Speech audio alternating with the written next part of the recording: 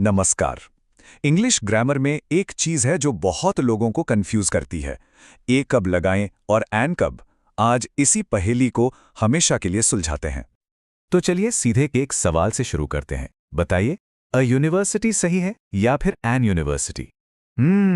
ये वो सवाल है जहां अक्सर लोग अटक जाते हैं। और सही जवाब है ए यूनिवर्सिटी। अरे हैरान हो गए? बिल्कुल हो सकते हैं, पर फिक्र की कोई बात नहीं। इसके पीछे का जो सीक्रेट है ना, वो इतना सिंपल है कि आज के बाद ये गलती कभी नहीं होगी। तो आखिर ये कंफ्यूजन होता ही क्यों है? वेल, इसकी जड़ है वो पुराना नियम जो हमें स्कूलों में सिखाया जाता है कि बस स्पेलिंग देखो और बस यहीं पर हम सब जाल में फंस जाते हैं।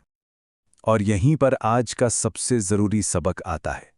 हमें अक्षरों को देखना नहीं है, हमें साउंड को सुनना है। असली खेल स्पेलिंग का नहीं, साउंड का है। तो फिर इसका सॉल्यूशन क्या है? बहुत सिंपल है, द साउंड रूल। बस ये एक नियम याद रख लिया तो काम हो गया। ये रूल एकदम सीधा साधा है। देखिए, ये कोई विजुअल टेस्ट नहीं है, मतलब आंखों का टेस्ट नहीं है। ये एक ऑडियो टेस्ट है, कानों का टेस्ट। हमें ये नहीं देखना कि शब्द किस लेटर से शुरू हो रहा है, हमें ये सुनना है कि शब्द की पहली आवाज क्या है। अब इसको याद रखने का एक बड़ा मजेदार तरीका बताता हूं। सोचिए कि अगला जो शब्द है उसकी पहली आवाज एक दरवाजे की घंटी जैसी है। अगर आवाज किसी वॉवेल की है, मतलब अ, आ, ई, तो हम एन यूज करेंगे। और अगर आवाज किसी कॉन्सोनेंट की है, क, ख, ग, तो हम ए यूज करेंगे। है ना एकदम संपर? ठीक है, तो इसको असल में यूज कैसे करना है? सिर्फ 3 सिंपल स्टेप्स हैं। स्टेप 1, वो शब्द देखो जिसके आगे ए या एन लगाना है। स्टेप 2, उसकी पहली आवाज को ध्यान से सुनो। और स्टेप 3, बस रूल लगा दो। वॉवल साउंड है तो एन, कॉन्सोनेंट साउंड है तो ए। चलिए, अब इस रूल को असली टेस्ट से गुजारते हैं। मतलब उन शब्दों पर ट्राई करते हैं जो सबसे ज्यादा कंफ्यूज करते हैं। जैसे यूनिवर्सिटी। ये शुरू तो यू से होता है, जो एक वॉवल है, पर इसकी आवाज क्या है? यू, यानी य की आवाज, जो कि एक कॉन्सोनेंट है, इसलिए अ यूनिवर्सिटी। अब देखते हैं आर। इसमें एच तो साइलेंट है और आवाज आती है आवर, जो एक वॉवल साउंड है। तो क्या लगेगा? An hour. बिल्कुल सही। इसी तरह वन, शुरू ओ से है पर आवाज है वन, मतलब व की कॉन्सोनेंट साउंड, तो अ वन टाइम इवेंट। और ऑनेस्ट का भी वही केस है। एच साइलेंट, आवाज है ऑनेस्ट, एक वॉवल साउंड, तो एन ऑनेस्ट पर्सन। देखा, सारा खेल बस साउंड का है। तो अब फर्क साफ दिखता है। अगर हम स्पेलिंग के जाल में फंसते तो एन यूनिवर्सिटी बोलते, जो गलत है, और ए आर बोलते, जो फिर से गलत है। लेकिन जब हम साउंड रूल फॉलो करते हैं तो जवाब एकदम सही आता है, ए यूनिवर्सिटी और एन आवर। यही तो है इस रूल की पावर।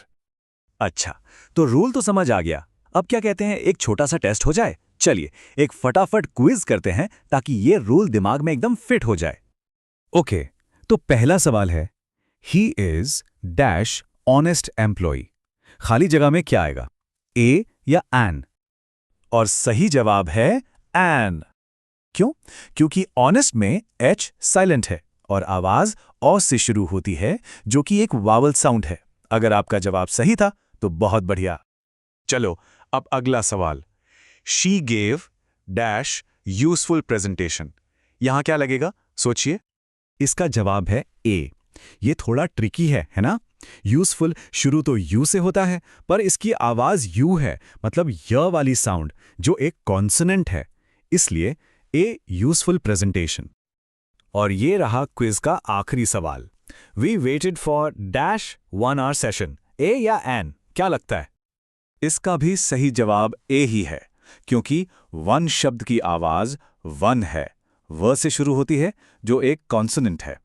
तो एक बार फिर साउंड रूल ने स्पेलिंग को हरा दिया। बहुत अच्छे, तो अब इस सबको समेटते हैं और देखते हैं कि इस साउंड रूल को हमेशा के लिए कैसे याद रखना है। देखिए, ये सिर्फ एक छोटा सा ग्रामर का रूल नहीं है। जब इसका सही इस्तेमाल होता है तो बातचीत कितनी स्मूथ, कॉन्फिडेंट और प्रोफेशनल लगती है।